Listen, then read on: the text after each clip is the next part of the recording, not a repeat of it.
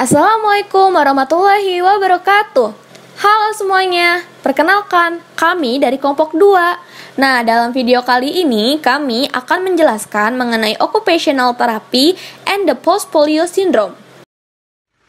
Nah, sebelum mulai kita kenalan dulu yuk. Nama aku Anissa Kusuma Dewi. Saya Rafifa Anislina. Halo, perkenalkan nama saya Trian Maulana Anugrah. Perkenalkan, nama saya Karina Mutiasela. Halo semuanya, perkenalkan nama aku Adinda. Halo semuanya, perkenalkan nama aku Audi Septia Nabila. Halo, saya Artivia. Saya Sucipta Karla Sasti.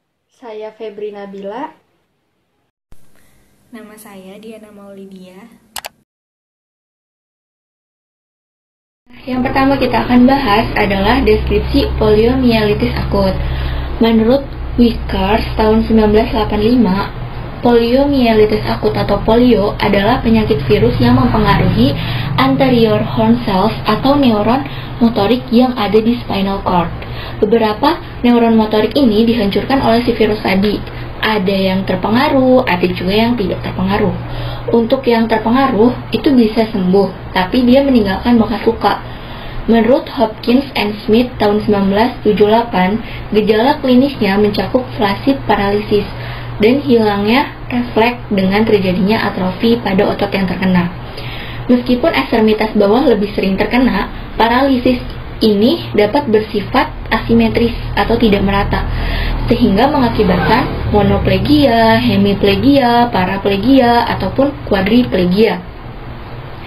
Hilangnya neuron motorik di batang otak atau bulbar polio menyebabkan gangguan pernapasan, sehingga menjadi penyebab utama kematian bagi pasien polio.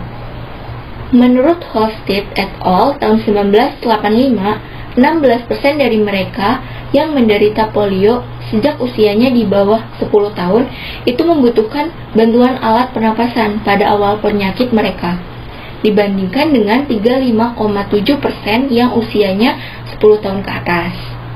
Pada pergantian abad, penyakit ini dikenal dengan nama infantile paralysis karena penyakit ini cenderung menyerang anak-anak. Penderita yang lebih tua menunjukkan gejala yang lebih parah daripada penderita yang lebih muda. Menurut Weinstein, Silikoff, and Seltzer tahun 1952 melaporkan bahwa dari kasus 259 pasien yang dirawat di rumah sakit dengan poliomyelitis atau polio, ternyata monoplegia lebih sering terjadi pada orang yang berusia di bawah 16 tahun daripada orang dewasa. Tetapi si quadriplegia terjadi 2,5 hingga 3 kali lebih sering terjadi pada orang dewasa daripada anak-anak. Menurut Lowry, Maynard, Fisher, and Raymond pada tahun 1984, Salk vaksin yang terdiri dari virus polio yang udah dimatiin atau tidak aktif lagi itu diperkenalkan pada pertengahan tahun 1950-an, diikuti oleh Sabin oral vaksin yang terdiri dari virus polio yang dilembahkan pada tahun 1960. Menurut Todd and Kurland 1985, sejak ditemukannya vaksin tersebut, jumlah kasus polio di Amerika Serikat menurun dari angka 56.000 pada tahun 1952 menjadi 12 kasus. Menurut Fisher tahun 1985, dari tahun 1982 hingga 1983, 21 kasus yang dilaporkan ternyata berkaitan dengan inokulasi vaksin hidup, dan 3 diantaranya dialami oleh orang yang memiliki sistem imun lemah. Selanjutnya, description of the late effect of polio. Nah, sampai beberapa tahun terakhir ini, poliomyelitis dianggap sebagai a stable disease. Dan baru-baru ini menjadi jelas bahwa beberapa penderita polio kemungkinan mengalami penurunan kesehatan dan kemampuan fungsional yang menurun secara bertahap setelah adanya serangan akut. Nah, selanjutnya para peneliti membagi 2 masalah kesehatan yang terkait dengan poliomyelitis. Yang pertama itu memiliki gejala penyebab yang dapat ditentukan, terutama biasanya terjadi pada muskuloskeletal daripada di neurologis. Nah, ini tuh termasuk seperti contohnya deformitas sendi, deformitas ekstremitas, serta trunkus yang dapat menyebabkan artritis degeneratif, nerve entrapment atau terjebaknya saraf, terus adanya nyeri, penurunan stamina, sering jatuh, gaya berjalan tidak stabil, atau meningkatnya kebutuhan penggunaan brace. Nah, yang kedua sering disebut sebagai progressive postpolio muscular atrophy atau PPMA. Di sini melibatkan gejala penyebab yang tidak mudah diidentifikasi. Nah, yang termasuk ini misalnya ada kelemahan otot yang terjadi secara progresif. Terus kelemahan ini sering disertai dengan nyeri otot, kelelahan, intoleransi terhadap dingin, serta kesulitan dalam bernafas. Nah, dari semua masalah kesehatan yang saya sebutkan tadi, kelemahan atau weaknesses merupakan yang paling membuat stres para penderita polio ini, dikarenakan membuat orang dengan polio mengalami keterbatasan dalam melakukan aktivitas keseharian maupun produktivitas yang biasa ia jalani. Sampai-sampai si penderita ini merasa stop dead in their track katanya. Terus selanjutnya ada Laura Halstead, seorang polio survivor, menjelaskan adanya fenomena polio wall, yang mana merupakan gejala kelelahan hebat, sakit kepala, mengalami kelemahan, merasa panas dan dingin, berkeringat, serta perasaan seperti menabrak dinding. Nah, seiring perkembangannya, ada peningkatan pada kesulitan dalam melakukan activity daily living. Yang paling sering terjadi yaitu kesulitan dalam berjalan, naik tangga, berpindah atau transfer, biasanya dari kursi roda ke ranjang, dan beberapa aktivitas keseharian lainnya. Etiological theories.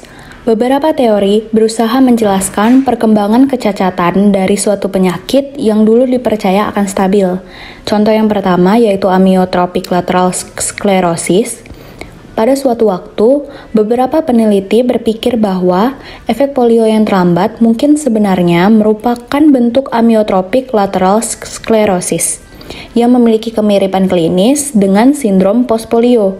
Namun, ALS ditandai oleh kelemahan otot baru yang progresif cepat dan menyeluruh, serta adanya tanda bulbar, kesulitan pernapasan, dan tanda neuron motorik atas seperti peningkatan refleks tendon dalam, kelenturan, dan tanda Babinski yang abnormal. Sindrom postpolio berkembang secara lambat dan tanda-tanda neuron motorik atas jarang ditemukan.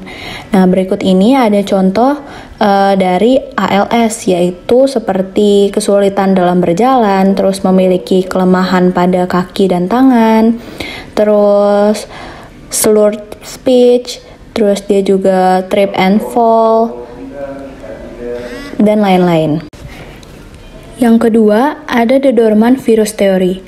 Meskipun beberapa peneliti telah menunjukkan bahwa virus polio dapat bertahan pada manusia dalam keadaan yang sangat spesifik, tidak ada bukti yang menghubungkan ketekunan virus dengan efek akhir polio, menurut Kastman. Kemudian yang ketiga ada the aging process. Penurunan kekuatan otot akibat hilangnya anterior horn cell adalah bagian normal dari proses penuaan. Penderita polio sudah mengalami penurunan jumlah anterior horn cell. Beberapa peneliti percaya bahwa proses penuaan alami dengan cepat menghabiskan anterior horn cell yang tersisa dan menyebabkan kelemahan progresif, menurut Holman pada tahun 1986. Banyak individu pasca polio mengalami perubahan serius pada usia yang jauh lebih muda. Kemudian ini contoh dari the aging process, yaitu ada wrinkles, ada age spot, dan dehidrasi. Pada kesempatan kali ini saya akan menjelaskan tentang salah satu etiologi polio, yaitu overuse weakness. Poliomyelitis menyebabkan kehilangan keseluruhan unit motorik. Unit motorik terdiri dari anterior horn cell atau motor neuron yang memiliki akson. dan akson tersebut mempersarafi serat otot seperti pada gambar. Jika motor neuron mati, maka akan terjadi degenerasi Wallerian pada akson, yang menyebabkan hilangnya pengaruh trofik atau tingkatan pada serat otot. Otot jadi tidak memiliki induk. Oleh karena itu, unit motor yang tersisa dari virus polio atau poliomielitis ini harus menginervasi lebih banyak serat otot agar dapat menyeimbangkan tuntutan metabolisme dengan cara reinervasi oleh terminal akson sporting atau tunas akson terminal.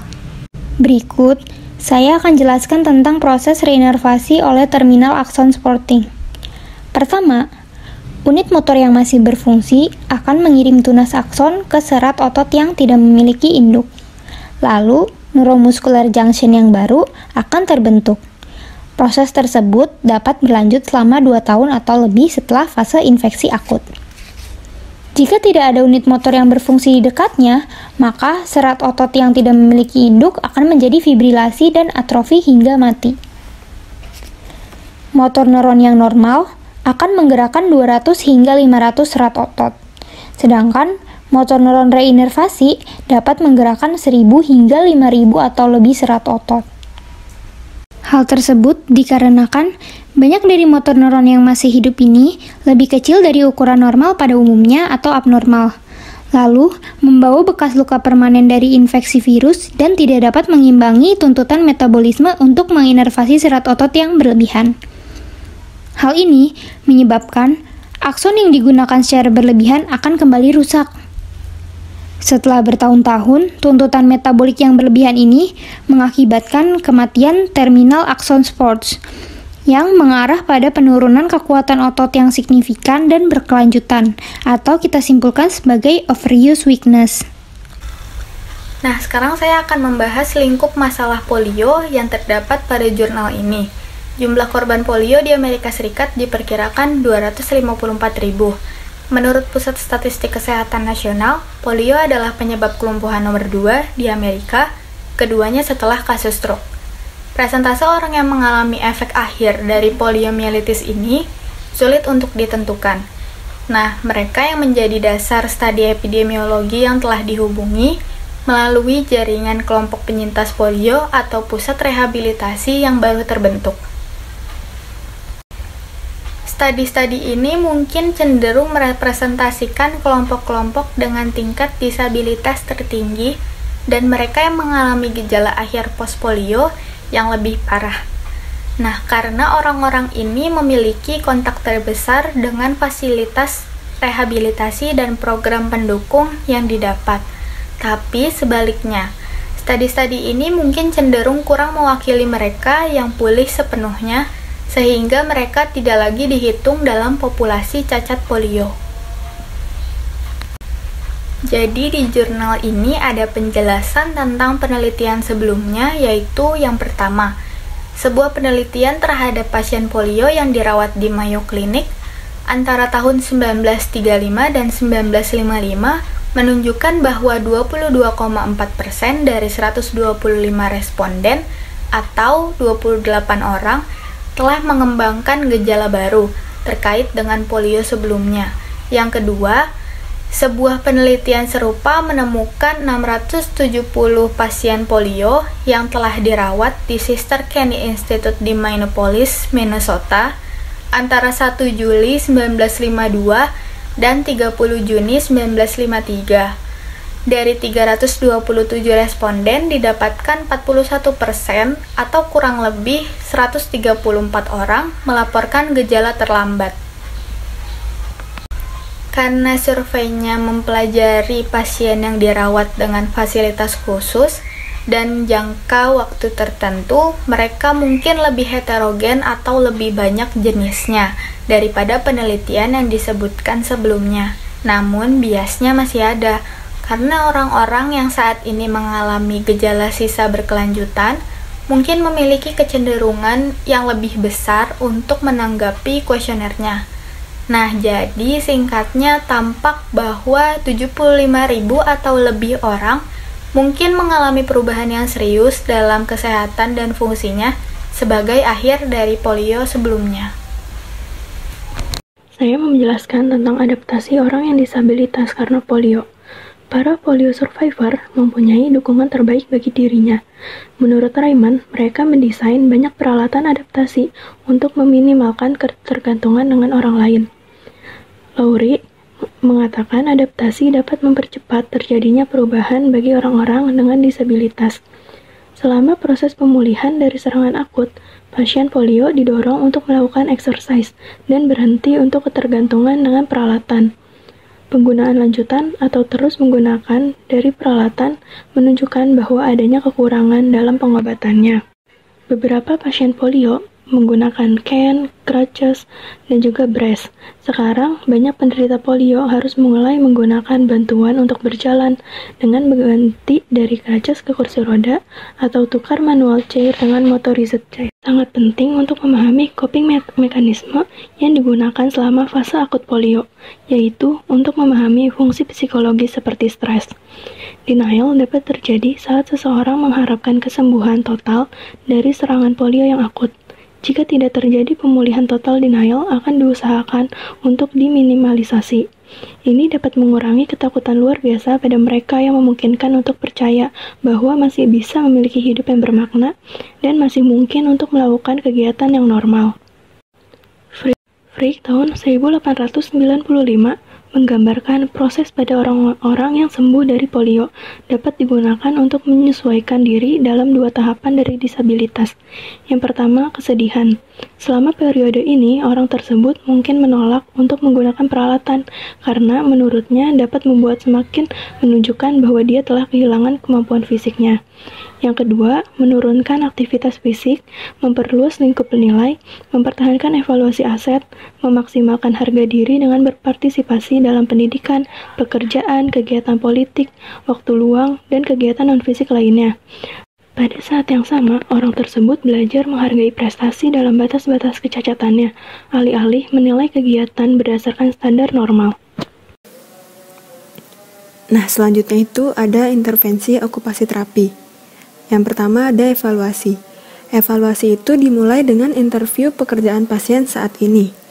Ada beberapa pertanyaan yang dapat diajukan kepada pasien, yaitu adalah aktivitas apa yang dapat menimbulkan rasa sakit serta kelelahan, lalu pada jam berapa gejala-gejalanya muncul, dan bagaimana masalah tersebut mengganggu pekerjaannya.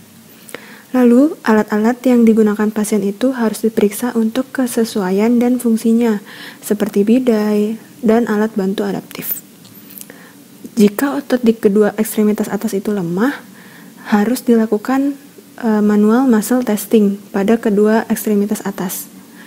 Dan saat melakukan tes, terapis itu harus ingat bahwa kekuatan ekstremitas atas itu sangat bervariasi. Selanjutnya, faktor penting yang harus dipertimbangkan adalah bahwa orang polio itu memiliki otot yang jauh lebih lemah daripada yang ditunjukkan oleh hasil klinis. Perry menemukan bahwa otot polio grade 5 atau grade 4 yang dievaluasi dengan manual muscle testing sebenarnya sudah mengalami denervasi atau menurun dan lemah saat diuji dengan elektromiografi.